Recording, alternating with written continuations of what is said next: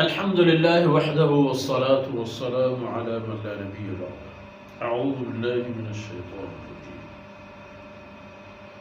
إن تكفروا فإن الله غني عنكم ولا يرضى لعباده الكفر وإن تشكروا يرضه لكم ولا تزر وازرة وزر أخرى ثم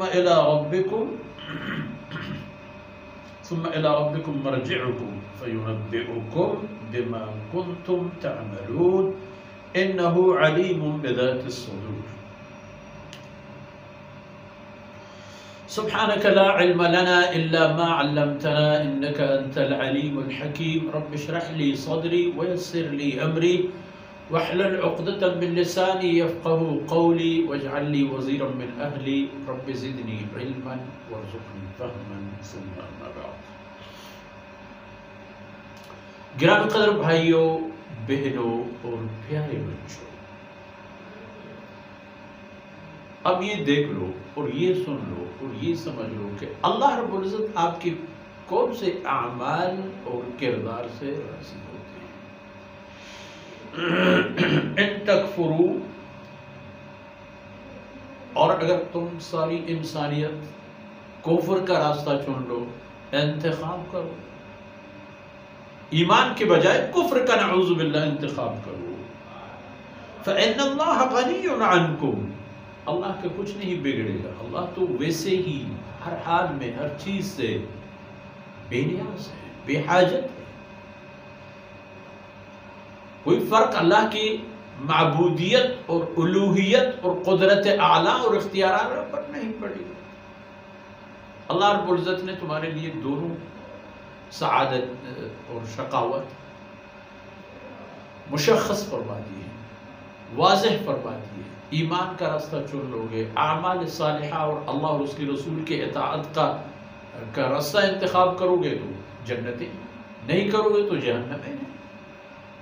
اللہ کی ذات کا اس میں کوئی معاملہ نہیں.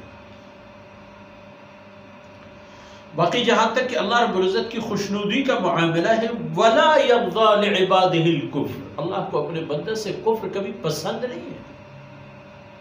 کفر اختیار کرے اور پھر اللہ کی نعمتوں سے قیامت کے دن مالا مال ہو. یہ دنیا تو دار العمل ہے، یہاں جس کو جو کچھ کرنا ہے اصل مقصد وہی ہے، وہی اعمال ہیں اور وسائل زندگی وہ اس مقصد کو حاصل کرنے کے لیے ہوتے ہیں. جس طرح آپ کی گاڑی کے لیے پیٹرول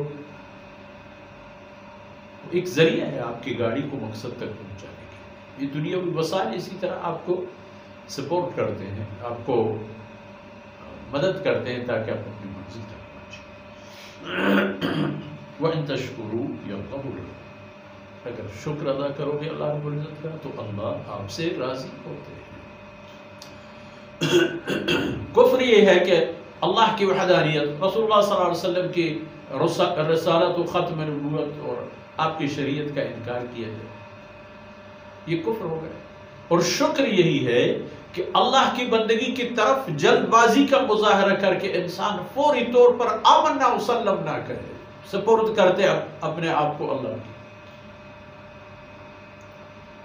کہ جو کچھ اللہ نے فرمایا سر آنکھ اوپر، میرے لیے تو کوئی انتخاب ہو میں کون انتخاب کرنے والا، کیا حیثیت ہے میری. جس ذات نے میرا جس مقصد کے لیے انتخاب فرمایا ہے، لک الحمد یا رب،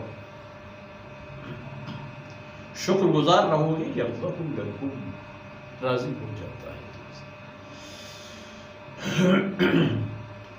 اور ایک بات کان کھول کر پوری بشریت سن لے، چاہے ماننے والے ہو یا منکرین، وَلَا تَزِرُ وَازِرَةٌ وِزْرَ أُخْرَى، اور کوئی بھی بوجھ اٹھانے والا قیامت کے دن، کوئی بھی بوجھ اٹھانے والا کسی دوسرے کا بوجھ نہیں اٹھائے گا. اس کے اپنے کندھے پر اس کا اپنا بوجھ اتنا بھاری ہوگا کہ نفسی نفسی کا ہو، فریاد کر رہا ہوگا. یہ اپنے آپ کو گمان میں نہ ڈالے کہ ہمارے گناہ بھی فلانے کی گردن، اس کو بھی ملے گا آپ کے گناہوں کی بقدر گناہ، اگر وہ سبب بن جائے میرے اور آپ کی گناہ گاری کا. لیکن جو کچھ ہم نے کیا ہے اس کا صلاح تو ہمیں پانا ہوگا. اس کے بوجھ ہمارے کندھوں پر ہوگا. یہ تمام باتیں جان لو. ثم الی ربکم مرجعکم، پھر تمہارے رب کی طرف تم لوگوں کا لوٹ جانا ہے. فینبئکم بما کنتم تعملون، پھر وہ رب خبردار فرما دے گا، باخبر کر دے گا تمہیں ان اعمال کے بارے میں جو تم لوگ کر لیا کرتے تھے. دنیا میں کیا کیا تھا، کیا جائز کیا ناجائز، خبر دے گا تمہیں.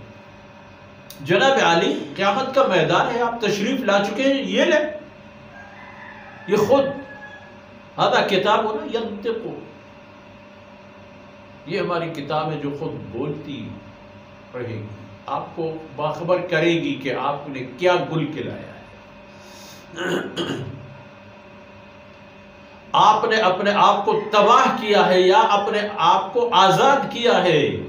حضرت صلی اللہ علیہ وسلم کے فرمان کے بقول کہ انسان روز روز صبح سویرے اپنے آپ کو فروخت کرتا ہے، یا تو